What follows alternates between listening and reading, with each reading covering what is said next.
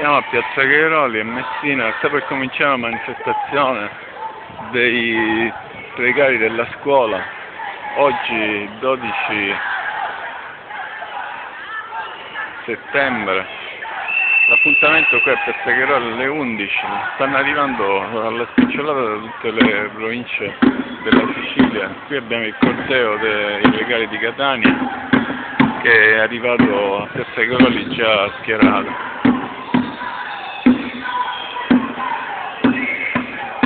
Il decreto governativo ha prodotto in Sicilia un danno enorme, verranno chiuse molte scuole, non sarà garantita neanche la continuità dell'apertura delle scuole in grandi città come Palermo, Messina e Catania.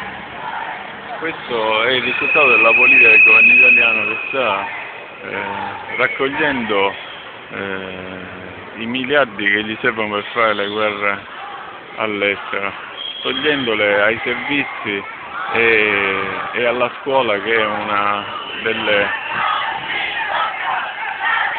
basi democratiche fondamentali di un paese.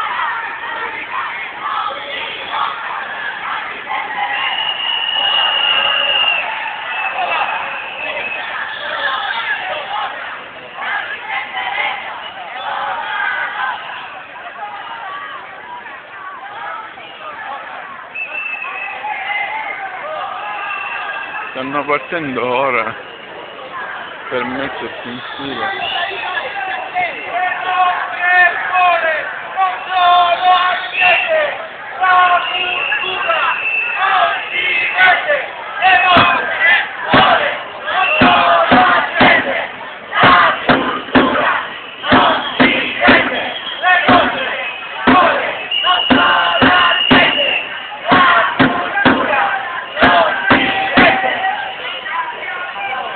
Comincia così il corteo della manifestazione contro il decreto del governo Berlusconi.